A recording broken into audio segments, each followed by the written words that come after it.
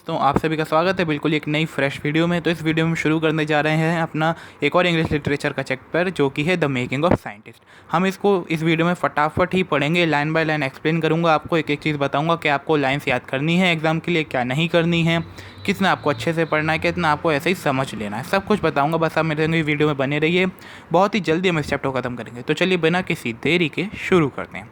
तो देखिए, मैं आपको हिंदी में सारी लाइन एक्सप्लेन करूंगा, एक एक वर्ड से, इंग्लिश नहीं बोलूँगा, ठीक है, नहीं तो टाइम वेस्ट होगा। पहले पैरा में क्या लिखा है कि 22 साल की उम्र में जो हमारे रिचर्ड ई ब्राइट एक साइंटिस्ट थे, उन्हीं की इसमें बात होगी पूरे चैप्टर में। तो 22 साल की उम्र में वो एक स्काउट के मेंबर भी रह चुके थे। स्काउट क्या होती है, एक आप ऑर्गेनाइजेशन समझ लीजिए, ठीक है, एक मेंबर रह चुके थे। तो आज उनका क्या कहते हैं, एक बहुत ही बड़ी जो जर्नल है, साइंटिफिक जर्नल है, उसमें उनका आर्टिकल आया है जिसमें उन्होंने अपनी एक थ्योरी एक्सप्लेन करी है अपने रूममेट के संग मिलकर, ठीक है। पहले पैरा से सिर्फ हमें यही पता चलता है कि उनका एक जर्नल में आर्टिकल आया है और जिसमें उन्होंने अपने रूममेट के संग मिलकर एक थ्योरी एक्सप्लेन करी है, ठीक है। अब सेकंड पैरा में क्या लिखा है कि ये उनकी जो अभी हम पढ़ेंगे कि इनकी ज़िंदगी में इन्होंने कितने सारे बड़े बड़े अचीवमेंट्स करे। तो उनकी पूरी अचीवमेंट्स की जो लाइन थी उसमें से सबसे बड़ा अचीवमेंट था, ठीक है। तो मतलब अगर इसे हम ऐसे समझें कि कोई जैसे क्रिकेट खेलने जाए और पहली बॉल पे ही छक्का मारे है, उस हिसाब से इन्होंने करा। क्योंकि 22 साल की उम्र में इतनी बड़ी जर्नल में अपना एक आर्टिकल छपवाना कोई छोटी बात नहीं है। सिर्फ बड़े बड़े लोगों की आर्टिकल छपते हैं और इनका छप गया तो बहुत बड़ी बात है, यानी ये बहुत टैलेंटेड आदमी है। दूसरे पैरा में इतना ही लगा है, ठीक है। तीसरे पैरा में क्या गया है कि एज ओनली चाइल्ड, ये बिल्कुल अकेले थे, अपने माँ बाप के इकलौते थे, ठीक है। और इनके पिताजी ये बहुत छोटे थे तभी ख़त्म हो गए थे, मतलब वो नहीं थे दुनिया में। तो फिर इनके पास पढ़ने के अलावा और कुछ नहीं था। बाकी ये पेनिसिल्वानिया में रहते थे, ठीक है। और इनके पास कुछ भी करने को नहीं था, ना ये फुटबॉल खेलते थे ना ही बेसबॉल खेलते थे। हाँ, लेकिन इनके पास एक चीज़ थी कलेक्ट करने को। वो क्या करते थे, इनकी एक हॉबी थी थिंग्स को कलेक्ट करने की, ठीक है। जैसे सब लोगों की अपनी अपनी हॉबी होती है, तो इनकी भी थी। अब अगले पैरा में लिखा है कि वो किंडरगार्टन से, ठीक है, बटरफ्लाइज कलेक्ट करा करते थे और उन्हें देखा करते थे कि कैसी हैं, उनकी एक्टिविटीज़ को मार्क किया करते थे। तो मतलब कितने क्यूरियस थे वो, हमें ये पता चलता है। वो रॉक्स को कलेक्ट किया करते थे, फॉसिल्स यानी कि जो मरे हुए जानवरों के वो होती हैं हड्डियाँ, उन्हें कलेक्ट किया करते थे, कॉइन्स को कलेक्ट किया करते थे पुराने, ठीक है। तो ये सब उनकी कलेक्शन की एक हॉबी थी। बाकी वो एक मतलब जब अपने रात को सोते थे ऊपर छत पे, तो वो सितारों को देखा करते थे और सोचते थे कि मैं एस्ट्रोनॉमर बनूंगा बड़ा होके। तो उनमें ये भी एक उनके मन में इच्छा थी, ठीक है। देखो कितनी जल्दी फर्स्ट पेज खत्म हो गया, अगले पेज पे चलते हैं। अब इसमें देखो पहले पैरा में क्या लिखा है कि शुरू से ही मतलब हमारे ई ब्राइट में क्यूरियोसिटी तो बहुत थी, ठीक है, बहुत ही ज़्यादा जिज्ञासा थी और एक उनके पास एक शार्प दिमाग था, यानी वो इंटेलिजेंट भी थे, ठीक है। अब उनके पास सिर्फ उनकी माँ थी, पिताजी तो थे नहीं, लेकिन उनकी माँ उन्हें हमेशा लर्निंग करने के लिए बढ़ावा देती थी, ठीक है। कभी भी उन्हें बिल्कुल जो भी उन्हें चीज़ें चाहिए होती थी, साइंटिफिक मटेरियल्स जैसे माउंटिंग मटेरियल्स है, माइक्रोस्कोप्स है, कैमरा है, टेलीस्कोप है, वो सब उन्हें ला कर देती थी। वो उन्हें ट्रिप्स पर ले जाती थी, अच्छी अच्छी जगह जहाँ पर उन्हें कुछ सीखने को मिल सके या कुछ हो सके, ठीक है। तो मतलब उनकी माँ उन्हें हर तरीके से हेल्प करती थी, जितने तरीके से वो कर सकती। तो हम कह सकते हैं कि उनकी माँ एक ट्रू कंपेनियन थी उनका, ठीक है। अब अगले पैरा में लिखा है कि उनकी माँ कहती हैं कि मैं ही अपने बेटे इब्राइट की कंपेनियन थी जब तक उसने स्कूल जाना शुरू नहीं किया था। फिर जब वो स्कूल जाने लगा तो उनकी माँ दोस्तों को घर ले आती थी जिससे इब्राइट का मन लग जाए, वो करे। लेकिन रात को वो दोनों सिर्फ अकेले होते थे घर पे और सारी चीज़ें अकेले ही करते थे, ठीक है। तो वो उनकी माँ कहती हैं कि रिची यानी इब्राइट वो उनकी पूरी ज़िंदगी बन गया था, क्योंकि उनके पापा के जाने के बाद सिर्फ वही बचा था, ठीक है, उनके लिए। तो वो उसी के सहारे अपनी ज़िंदगी काट रही थी। अब अगले पैरा में लिखा है कि वो और उनके बेटे, ठीक है, पूरी इवनिंग डाइनिंग रूम में बैठे रहते थे टेबल पर, ठीक है। और उनके पास वैसे तो कुछ कार्य था नहीं करने को, लेकिन उनकी माँ हमेशा कुछ उन्हें सिखाती रहती थी, कभी भी उल्टे सीधे काम उनसे नहीं कराती थी, ठीक है, पर उन्हें कुछ लर्न करने जैसी कुछ एक्टिविटी मिले ऐसी एक्टिविटीज़ कराती थी। अगले पैरा में लिखा है ई ब्राइट शुरू से होशियार बच्चे थे, हमेशा बढ़िया बढ़िया मार्क्स लाते थे, जैसा होता है कुछ बच्चों में, ठीक है।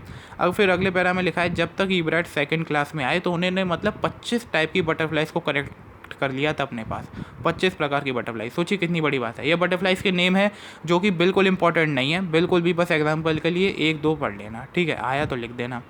अब फिर इस पैरा में लिखा है कि ई ब्राइट ने कहा अब ये मेरी बटरफ्लाई कलेक्टिंग का एंड था, मतलब जब 25 बटरफ्लाई उन्होंने कनेक्ट कर ली तो उन्होंने कहा अब नहीं करूँगा मैं।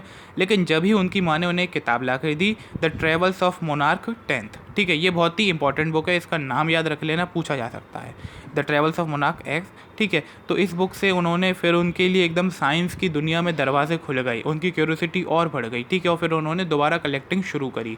अब क्यों करी वो हम आगे देखते हैं। तो देखिए, इस बुक के एंड में, इस पैरा में लिखा है कि इस बुक के एंड में रीडर्स को इन्विटेशन दिया गया था कि वो बटरफ्लाई के माइग्रेशन को, यानी एक जगह से जो दूसरी कंट्री में बटरफ्लाइज माइग्रेट होती हैं क्लाइमेट के साथ, उसको वो रिकॉर्ड करें कि कैसे होती है, कौन सी बटरफ्लाई कहाँ जा रही है, कैसे करें कि उन बटरफ्लाइज के पीछे वो टैग लगा दें और फिर देखें कि कोई लौट के आई या नहीं आई, कितना टाइम लगा, क्या हुआ। ठीक है, तो ये सब जो बुक थी वो रिसर्च की गई थी किसके द्वारा, डॉक्टर फ्रेडरिक ए उर्क्वाट द्वारा। ठीक है, तो फिर रिचर्ड ई ब्राइट की माँ उनको एक लेटर लिखती हैं डॉक्टर फ्रेडरिक को कि ठीक है, मेरा बेटा भी ये करना चाहता है, तो वो ई ब्राइट हमारा ये काम शुरू कर देते हैं। अब ठीक है, अब जो बटरफ्लाई कलेक्टिंग का सीज़न, अब अगले पैरा में लिखा है कि बटरफ्लाई कलेक्टिंग का सीज़न जो था वो 6 हफ्ते रहता था, और वो भी बाद की गर्मी में। ठीक है, जो जाती हुई गर्मी होती है उसमें। अब अगर आप उन्हें एक एक करके पकड़ने जाओगे ना बटरफ्लाइज को, तो कैसे तितलियाँ पकड़ोगे भाई, कोई तितली कहीं। अब ऐसे आप ही देखते हो कि आपको कितनी तितली लेके जाती हैं पूरे दिन में, शायद एक भी नहीं दिखती होगी। ठीक है, तो फिर ई ब्राइट ने क्या करना शुरू करा कि उन्होंने अपने पास ही तितलियों को पैदा करा। जैसे वो एक फीमेल मोनार्क को ले आए, फीमेल मोनार्क होती है, मोनार्क एक टाइप की बटरफ्लाई है, तो उसमें वो फीमेल ले आए और उसको फिर उन्होंने रेस कराया। ठीक है, रिप्रोडक्शन कराया जिससे और नई बटरफ्लाइज बने। ठीक है, फिर उन्होंने उन बटरफ्लाइज के पीछे टैग लगा के उन्हें भेज दिया। अब कई सालों तक ये उन्होंने काम अपने घर के बेसमेंट में करा, और उनका बेसमेंट जो था वो बटरफ्लाइज के लिए घर बन चुका था। तो देखिए, अब हमें समझ आ रही है बातें कि उनका काम कैसे चल रहा था। पहले शुरुआत में तो उन्होंने ये सारे कार्य करे, ठीक है, पर उन्हें लगा यार ये तो बड़ा बोरिंग काम है, क्या बटरफ्लाई के पीछे टैग लगाओ, ये करो, मज़ा नहीं आ रहा, मैं नहीं कर रहा इस काम को। ठीक है, तो फिर उनको बस 2 ही बटरफ्लाई उनकी दोबारा उन्हें मिली भी थी जिनको उन्होंने टैग लगाया था। अब उन्हें मज़ा नहीं आया तो उन्होंने काम छोड़ दिया। अब होता है असली चैप्टर शुरू। फिर जब वो 7th क्लास में आए तो उन्हें एक हिंट मिली कि असली साइंस क्या होती है। ठीक है, क्या हुआ, वो एक बार एक काउंटी साइंस फेयर में जाते हैं। काउंटी यानी कि रीजनल, किसी भी इलाके का, जैसे आगरा शहर का हो गया, मथुरा शहर का हो गया, ऐसे। ठीक है, तो वहाँ जाते हैं वो लोग, ई ब्राइट, और वहाँ पे वो देखते हैं कि उन्होंने भी अपनी एक डिस्प्ले लगाई थी, तो वो वहाँ पे फ्रॉक टिश्यूज़ की डिस्प्ले दिखाते हैं, तो उन्हें कोई प्राइज़ नहीं मिलता है। तब उन्हें समझ आती है कि साइंस सिर्फ डिस्प्ले की नहीं है, असली एक्सपेरिमेंट्स और प्रोजेक्ट्स की है, मुझे कुछ असली दिखाना पड़ेगा। ठीक है, अब ई ब्राइट के अंदर अगले पैरा में कहा गया है कि कॉम्पिटिटिव स्पिरिट भी आ गई। ठीक है, तो फिर अगले कुछ सालों तक ई ब्राइट ने अपना रियल एक्सपेरिमेंट करने के लिए सोचा और कहा कि अगले साल तो मैं पक्का कुछ ना कुछ जीत के ही जाऊंगा यहाँ से। ठीक है, फिर उन्होंने अगले पैरा में क्या कहा है कि मैंने लेटर लिखा डॉक्टर उर्क्वाट को कि वो मुझे आइडियाज़ दें कि मुझे क्या करना चाहिए। ठीक है, तो डॉक्टर उर्क्वाट ने उन्हें बहुत सारे आइडियाज़ दिए, जिसको उन्होंने पूरी अपनी उस साल में पूरी उन्हीं आइडियाज़ को करा, और फिर उससे उन्हें ऐसा प्रोजेक्ट बनाया जिसको अवार्ड मिला उनके काउंटी इंटरनेशनल साइंस फेयर्स में। ठीक है, अब जब वो 8th क्लास में आए तो फिर जी अगले पैरा की बात है, जब वो 8th क्लास में आए तो उन्होंने एक ऐसा प्रोजेक्ट पे वर्क कर रहे थे। वो ये देखना चाह रहे थे कि जो मोनार्क टाइप की बटरफ्लाई है वो मरती जा रही हैं, तो ऐसा क्यों हो रहा है। ठीक है, तो वो उन्हें पता चल, ठीक है, तो उन्होंने सोचा कहीं ये बीटल्स की वजह से तो नहीं हो रहा है। उन्हें लगा होगा कि ये कोई डिजीज़ है, वायरल डिसीज़, जिसकी वजह से ऐसा हो रहा है। ठीक है, तो वो ऐसा लग रहा कि उन्हें कि बीटल्स तो नहीं फैला रहे हैं डिसीज़, तो उन्होंने बीटल्स और मोनार्क को एक ही जगह रखकर पैदा कराया मतलब उनको और आगे बढ़ाया। दोनों एक ही घर में रह रही हैं एक तरीके से, आप ये समझ लीजिए, मोनार्क भी और बीटल भी। अब अगर बीटल उन्हें खतरा पहुँचा रही होगी मोनार्क को, तो मोनार्क जाहिर सी बातें मर जाएंगी, पर ऐसा कुछ भी नहीं हुआ। ठीक है, तो ई ब्राइट ने ऐसा बस वहाँ पर जाके शो करा, तब भी वो आगे गई। मैंने कहा मैं शो तो करूँगा जब मैंने कोशिश करी है, तो तब भी उन्हें प्राइज़ मिल गया इस प्रोजेक्ट के लिए। अब प्रोजेक्ट आप याद रखते जाइएगा, पहला प्रोजेक्ट ये हो गया। फिर अगले साल उन्होंने साइंस फेयर प्रोजेक्ट में क्या करा, उन्होंने एक थ्योरी पर वर्क करा कि जो वाइसराय बर्ड होती है, वाइसराय एक और टाइप की बटरफ्लाई है। ठीक है, तो वो मोनार्क बटरफ्लाई को कॉपी करती है। ठीक है, कॉपी क्यों करती है, जो मोनार्क बटरफ्लाई होती है ना, वो बर्ड्स को खाने में बिल्कुल पसंद नहीं है, लेकिन वाइसराय बर्ड, वो वाइसराय बटरफ्लाई है, वो बर्ड्स को खाने में बहुत पसंद है। तो इसलिए वाइसराय बर्ड मोनार्क की तरह दिखना चाहती हैं, जिससे कि बर्ड्स उन्हें भी ना खाएं और उनके मज़े आ जाएँ। ठीक है, तो ऐसा ई ब्राइट ने करने की कोशिश की, दिखाने की कोशिश की उन्हें, पर उन्हें ऐसा कुछ भी नहीं मिला, क्योंकि जो स्टेरलिंग होती है, आपके ये जो अभी लास्ट पैरा हम पढ़ रहे हैं उसकी 4th लाइन में लिखा है स्टेरलिंग, वो यानी कि मैना। तो जो मैना होती है वो तो सारी टाइप के बटरफ्लाइज को खा रही। तो बस ई ब्राइट को कुछ समझ नहीं आया, कुछ रिजल्ट नहीं निकला इसका, लेकिन तब भी उनके प्रोजेक्ट को फर्स्ट प्राइज़ मिलता है जूलॉजी में, और 3rd प्राइज़ मिलता है ओवरऑल पूरे फेयर में, मेले में। ठीक है, अब हम आगे चलते हैं। तो देखिए, अब फिर जब वो अपने हाई स्कूल के 2nd ईयर में थे, ये हाई स्कूल उनका अलग होता था, थोड़ा लंबा चौड़ा, आप ऐसे समझ लीजिए कि वो 9th क्लास में थे। हाँ, देखिए इसको आप ज़्यादा दिमाग मत मारिए, बस ये समझ लीजिए 2nd इंडियन हाई स्कूल, आप यही लिख दीजिएगा। ठीक है। तो जो रिचर्ड ई ब्राइट ने फिर एक शुरू करी अब नई रिसर्च, उनका वो प्रोजेक्ट तो खत्म। अब उन्होंने देखा कि जो मोनार्क का प्यूपा होता है, जैसे बटरफ्लाई की स्टेजेस में एक प्यूपा आता है, तो उस पर उन्होंने गोल्डन स्पॉट्स देखे। तो उन्होंने जानना चाहा कि इन गोल्डन स्पॉट्स का मतलब क्या है, कि ये कुछ एक हार्मोन को रिलीज़ कर रहे हैं शायद, लेकिन पूरी दुनिया इस बात को जानती नहीं है। तो फिर ई ब्राइट ने इसी जवाब का पता लगाने के लिए अपना एक्सपेरिमेंट शुरू कर दिया। ठीक है। तो सब लोग क्या सोचते थे कि ये तो सिर्फ उसकी सुंदरता के लिए, इनका कोई काम नहीं, लेकिन ई ब्राइट ने कहा भाई ये तो कुछ हार्मोन प्रोड्यूस कर रहे हैं। और डॉक्टर ओरुकार्ट भी, ठीक है, बट ओरुकार्ट ने भी उनकी बात नहीं मानी। वो बोले नहीं, मैं नहीं मानता। ठीक है। तो फिर टू फाइंड द आंसर, अब ई ब्राइट ने अपने उन्हीं साइंटिस्ट के संग शुरू कर दिया, जो उनका रूममेट था ना, उसके संग उन्होंने ऐसा डिवाइस बनाया जिससे उन्हें ये पता चला कि ये तो स्पॉट सच में एक हार्मोन प्रोड्यूस कर रहे हैं बटरफ्लाई के डेवलपमेंट में, जो हेल्पफुल है। यानी ये हार्मोन प्रोड्यूस नहीं होगा तो बटरफ्लाई ग्रो ही नहीं होगी। तो अब ई ब्राइट को इस प्रोजेक्ट के लिए अपना फिर से हमारा फर्स्ट प्लेस मिल जाता है काउंटी फेयर में, और अब उन्हें इस साल एंट्री मिल जाती है इंटरनेशनल साइंस और इंजीनियरिंग फेयर में। यानी अब वो एक लेवल और पूरी दुनिया वाले फेयर में जाके दिखा सकते हैं। फिर वहाँ पर उन्होंने जाके third place for in zoology जीता। ठीक है, जूलॉजी यही होती है जानवर में, तो वहाँ पे उन्हें थर्ड प्लेस मिला।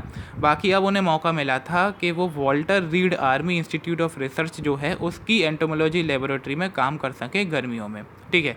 अब as a high school junior होने के कारण, मतलब हाई स्कूल में ही पढ़ने वाले थे, तो ई ब्राइट ने अपनी रिसर्च उसी मोनार्क प्यूपा पे और कंटिन्यू करी। ठीक है।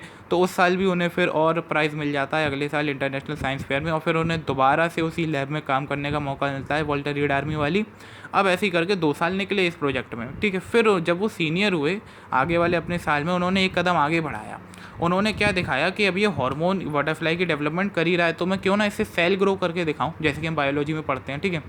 तो फिर ई ब्राइट ने क्या करा, ई ब्राइट ने उन कुछ सेल्स को ग्रो करा मोनार्क के विंग से। ठीक है। विंग पर हमारे जो पंख होते हैं उस पर ही वो गोल्ड स्पॉट्स थे, तो उन स्पॉट से सेल्स ग्रो करे एक कल्चर प्लेट में। जब आप एक्सपेरिमेंट करेंगे तो कल्चर प्लेट होती है, उसमें उन्होंने ग्रो करे और दिखाया कि सेल्स अपने आप को डिवाइड कर रहे हैं और ज़्यादा सेल्स बन रहे हैं अगर हम उन्हें वो हार्मोन फेड करा रहे हैं जो कि उनके गोल्डन स्पॉट्स में रिलीज़ हो रहा है। ठीक है। तो उन्होंने ऐसे इस एक्सपेरिमेंट को साबित करके दिखाया कि वो जो हार्मोन है वो उन सेल्स को डिवाइड कर रहा है और उन्हें ग्रो करा रहा है। तो इस बार भी उन्हें प्रोजेक्ट के लिए अपने फर्स्ट प्लेस मिल जाता है इंटरनेशनल फेयर में।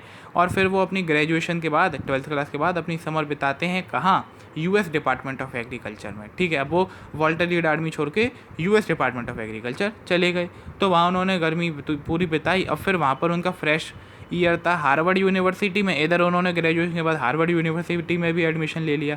तो अब ई ब्राइट ने और उसके बारे में जानकारी इकट्ठा करी, हार्मोन और गोल्ड स्पॉट के बारे में। अब जब वो यूएस की उस लैब में गए तो वहाँ पर उन्हें और सोफिस्टिकेटेड इंस्ट्रूमेंट्स मिले, यानी बहुत अच्छे बड़े काम करने वाले। उसकी वजह से वो उस हार्मोन का केमिकल स्ट्रक्चर देख पाते हैं। ठीक है। जैसे जितनी अच्छी टेक्नोलॉजी उतना ही ज़्यादा काम जल्दी। ठीक है। तो अब 1.5 साल बाद, ठीक है, अपने जूनियर ईयर में ई ब्राइट को आइडिया मिलता है अपनी नई थ्योरी जो थी उनकी सेल लाइफ के लिए, उसके बारे में। तो वो उन्हें कब आया, जब वो उस सेल हार्मोन का एक्से स्ट्रक्चर देख रहे थे तब उन्हें ये आइडिया आया। ठीक है। जब वो फोटोज़ देख रहे थे तो जब उन्हें ये लगा कि ऐसा है तो ई ब्राइट कोई चिल्लाए नहीं, अरे हुर्रे, अरे मुझे मिल गया, ऐसा कुछ नहीं, क्योंकि उन्हें अपने आप पे भरोसा था, कॉन्फिडेंट थे वो। हाँ, ऐसा तो कुछ होना ही है जब मैं इतनी रिसर्च कर रहा हूँ, और उन्हें लग भी रहा था कि इसका कुछ तो होगा। ठीक है। तो फिर उन्होंने बताया कि अब मुझे समझ आया कि सेल जो होते हैं वो डीएनए कैसे पढ़ते हैं, ब्लूप्रिंट ऑफ इट्स डीएनए को वो कैसे रीड करते हैं। ठीक है। तो फिर डीएनए क्या होता है, तो आप यहाँ पे डीएनए की डेफिनेशन याद कर लीजिएगा लास्ट पैरा की लास्ट 3rd लाइन से बिल्कुल। DNA is a substance in the nucleus of a cell that controls heredity, it determines the form and function of cell, this DNA is the blueprint for life. ठीक है। तो DNA क्या है, एक substance है जो कि हेरिडिटी को कंट्रोल करता है, यानी करेक्टर माँ बाप से बच्चे में आ रहे हैं। ठीक है। और ये ही बताता है कि सेल कितने कैसे बनेंगे, कितने बनेंगे और कैसा फंक्शन करेंगे। ठीक है। तो डीएनए एकदम ब्लूप्रिंट होता है हमारी लाइफ का। अब इसके बाद ई ब्राइट ने अपने रूममेट के संग मिलके, जिनका नाम था जेम्स आर वोंग, ठीक है, उनके संग मिलके उन्होंने पूरी रात उस थ्योरी के लिए पिक्चर्स बनाई। जब उन्हें पता चल गया कि समझ आ गया, ठीक है, और अपने प्लास्टिक मॉडल भी कंडक्ट करे जिससे वो थ्योरी को प्रूफ कर सकते थे। ठीक है। और फिर उन्होंने पेपर पे भी लिखा। अब surprising no one knew him, अगले पैरा में लिखा है। ठीक है। पहले अभी तक तो उन्हें कोई नहीं जानता था इतना ज़्यादा, लेकिन जब रिचर्ड ई ब्राइट ग्रेजुएट हुए हार्वर्ड में बिगेस्ट ऑनर्स के संग, हार्वर्ड सोचिए कितनी बड़ी यूनिवर्सिटी है, उसमें वो 1510 बच्चों के बीच में तो वो 1510 बच्चों के बीच में सेकंड आए और उन्हें मतलब बहुत ही सम्मान मिला। अब उन्होंने अपनी थ्योरी के एक्सपेरिमेंट्स को शुरू कर दिया, एकदम थ्योरी को अपनी टेस्ट करने लगे। अब अगर उनकी ये थ्योरी सही हो जाती ना, जो उनकी थ्योरी थी, तो फिर एक बहुत ही बड़ी एकदम कहते हैं विक्ट्री हो जाती बायोलॉजी की दुनिया में। और अगर ये सही हो जाती तो फिर हम कैंसर और अदर डिसीज़ का इलाज भी मिल जाता। तो सोचिए कितना ज़्यादा कुछ कर लिया है ईब्राइट ने, सिर्फ अपनी एक साइंस में क्यूरोसिटी होने के कारण। उन्हें एक जिज्ञासा थी साइंस में, ठीक है। मतलब कहाँ उनकी वो 10th क्लास वाली रिसर्च, हाई स्कूल में जो उन्होंने रिसर्च करी थी कि मोनार्क के ऊपर ये स्पॉट्स क्यों हैं, उन्हें कुछ लगा। और कहाँ ये थ्योरी अबाउट सेल लाइफ जिसका बड़े बड़े साइंटिस्ट फल ढूंढ रहे हैं, ठीक है। तो वो उन्होंने कितना कुछ कर लिया। अब यहाँ पर उनकी साइंस की दुनिया ख़त्म, ठीक है। अब हम पढ़ेंगे उनकी आम जिंदगी और वो क्या कर रहे थे। देखिए यहाँ पर आपको कंफ्यूज नहीं होना है, सिर्फ आपको याद करने हैं उनके 3 एक्सपेरिमेंट, वाइसरॉय वाला, ठीक है, और अपना वो उन मोनार्क और बीटल को संग में रेस करा रहे थे वो वाला, उसके बाद में तीसरा ये गोल्डन स्पॉट्स ऑन प्यूपा वाला। 3 आपको एक्सपेरिमेंट याद करने बस अभी तक, और कुछ भी ऐसा खास नहीं है। अब आपको ये देखना है कि और क्या थे वो। देखो एक साइंटिस्ट होने के साथ साथ उन्होंने चाहे अपनी ज़िंदगी शुरू करी थी बटरफ्लाइज कनेक्ट करने से, पर जब भी उनके पास इतने नहीं घिर गए थे वो साइंस में कि उनके पास और किसी चीज़ के लिए टाइम ही ना हो। वो एक चैम्पियन डिबेटर थे, ठीक है। डिबेट होती है ना, वो चैम्पियन थे उसमें, पब्लिक स्पीकर थे, गुड कैनोइस्ट। कैनोइस्ट यानी कि वो आपने एक प्रकार की नाव देखी है ना, उसे चलाने वो माहिर थे एकदम। और मतलब कह सकते हैं ऑल अराउंड आउटडोर पर्सन थे, सब चीज़ों में बढ़िया थे, ठीक है। और एक वो एक्सपर्ट फोटोग्राफर भी थे, मतलब फोटोग्राफी भी उनको एक शौक थी और वो काफ़ी एक्सपर्ट थे उसमें। ज़्यादातर वो साइंटिफिक फ़ोटो खींचते थे, मतलब पेड़ पौधों की, जानवरों की, ऐसे वो फ़ोटो खींचते थे, ठीक है। तो अब उनके हाई स्कूल में रिचर्ड ईब्राइट एक स्ट्रेट ए स्टूडेंट थे, जो आप देख सकते हैं इस समय स्क्रीन पे जो सेकंड पैरा है ना, उसकी फर्स्ट लाइन में लिखा है Richard Ebright was a straight a student. ये लाइन बहुत इंपॉर्टेंट है। स्ट्रेट ए स्टूडेंट क्या, जो स्टूडेंट हमेशा हर चीज़ में टॉप ही रहता है, अव्वल रहता है, वो प्रकार का। पूछा जा सकता है आपसे कि स्ट्रेट ए का मतलब क्या है, तो आप बता सकते हैं, ठीक है। क्योंकि उनके लिए समझना, लर्न करना सब कुछ आसान था और उन्होंने अपनी काफ़ी ज़्यादा एनर्जी डिबेट की तरफ लगाई। मॉडर्न यूनाइटेड नेशंस क्लब जो थे, डिबेट्स में 2 क्लब तरफ होती है ना, एक अगेंस्ट में एक उस फेवर में, तो उसकी तरफ वो काफ़ी उन्होंने अपनी एनर्जी लगाई, ठीक है। और उन्होंने एक पर्सन की अपनी ज़िंदगी में तारीफ़ भी करी, ईब्राइट ने, किसकी, रिचर्ड ए वेयर। ये उनके सोशल साइंस के टीचर थे, ठीक है। तो उनके एडवाइज़र भी थे, डिबेट में क्लब्स को एडवाइस भी देते थे वो, ठीक है। तो उन्होंने कहा कि वियरर मेरे लिए बिल्कुल परफेक्ट पर्सन थे, उन्होंने मेरा दिमाग खोला और नए आइडियाज़ के लिए। तो फिर अब वियरर जी कहते हैं उनके सर कि रिचर्ड हमेशा एक एक्स्ट्रा एफर्ट देता था। कुछ बच्चे होते हैं ना कि हमेशा अपना 100% से भी ज़्यादा देने वाले, वैसा टाइप के बच्चा था। पहले तो वो अपनी पूरी रिसर्च करता था साइंस के ऊपर और फिर रात में अलग से 3-4 घंटे निकालता था डिबेट की रिसर्च करने के लिए। तो सोचिए वो कितना मेहनत करते थे हमारे ईब्राइट। रिचर्ड कॉम्पिटिटिव भी था, वो कहते हैं, ठीक है, लेकिन बुरे सेंस में नहीं। जैसे एक दो व्यक्ति होता है कॉम्पिटिशन ही मतलब उसके दिमाग में सब कुछ बन जाता है, वो उसके लिए कुछ भी कर सकता है, किसी और को कितना भी घातक भी हमला भी पहुंचा सकता है, ठीक है। तो बस रिचर्ड ईब्राइट ऐसे बुरे कॉम्पिटिटर नहीं थे, वो तो अच्छे सेंस में थे। वो जीतना चाहते थे, जीतने के लिए नहीं, अवार्ड के लिए नहीं, बल्कि इसलिए क्योंकि वो अपनी बेस्ट देना चाहते थे, बेस्ट जॉब करना चाहते थे, वो सही रीजंस के लिए जीतना चाहते थे, ठीक है। तो ये वो अच्छे कॉम्पिटिटर थे।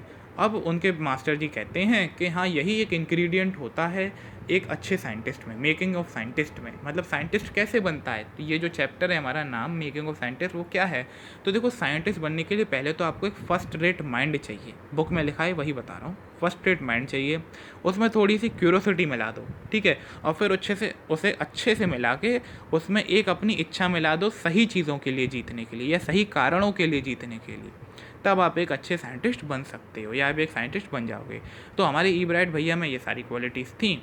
और जब से उन्होंने वो बुक पढ़ी थी ट्रेवल्स ऑफ मोनार्क, तब से तो उनका और सारा दुनिया खुल गई एकदम साइंस की, और फिर वो उसमें एकदम खो गए साइंटिफिक क्यूरोसिटी में, और उन्होंने काफ़ी उपाधि हासिल करी, एक सक्सेसफुल मैन बन गए अपनी ज़िंदगी में। अब आपको यहाँ से क्या याद करना है, इस बिल्कुल लास्ट पैरा की आपको जो बिल्कुल सेकंड लाइन है ना, start with the first statement, यहाँ से बिल्कुल दिमाग में याद कर लेना, रट लेना। पूछा जा सकता है कि साइंटिस्ट बनने में क्या क्या क्वालिटीज़ चाहिए, तो आप उन्हें बता सकते हैं। फिर ऊपर का पैरा उन्होंने कहा कि वो कंपटीशन बुरे वे में नहीं करते थे, सही कारणों के लिए जीतना चाहते थे, ठीक है। तो ये आपको पूरी लाइनें याद कर लेनी है, ऊपर वाली आपसे पूछा जा सकता है, ठीक है। और आपको इसमें से क्या याद करना है, उनकी हॉबीज़ याद कर लेनी है कि वो क्या क्या थे, डिबेटर थे, एक कैनोइस्ट थे, फोटोग्राफर थे, ठीक है। ये सब आपको पता होना चाहिए बस, और आपका ऐसा कुछ भी नहीं है, ठीक है। हाँ, अगर आपसे उनका कैरेक्टरिस्टिक पूछा जाए कि ईब्राइट एक कैसे व्यक्ति थे, तो आप उन्हें क्या बताएंगे, ये हम बताएं कि आप बताएंगे, तो हम ही बताते हैं अभी तो हाल फिलहाल में। तो रिचर्ड ई ब्राइट एक बहुत ही क्यूरियस पर्सन थे, वो सही कारणों के लिए जीतना चाहते थे, एक वो हार्ड वर्किंग मैन भी थे, हमें देख के पता चलता है, और वो साइंस की तरफ काफ़ी ज़्यादा इंटरेस्टेड थे, ठीक है। और उन्होंने अपनी रिसर्च करी काफ़ी सारी, यही आप उनके करेक्टर पॉइंट्स में देंगे। और बाकी वो दे सकते हैं उनकी हॉबी सारी कैनोइस्ट थे, फोटोग्राफर थे, डिबेटर थे, ठीक है, सही कारणों के लिए जीतना चाहते थे। ये सारी अगर आप उनके कैरेक्टर में लिखे आएंगे तो आपको पक्का से नंबर बढ़िया मिल जाएंगे।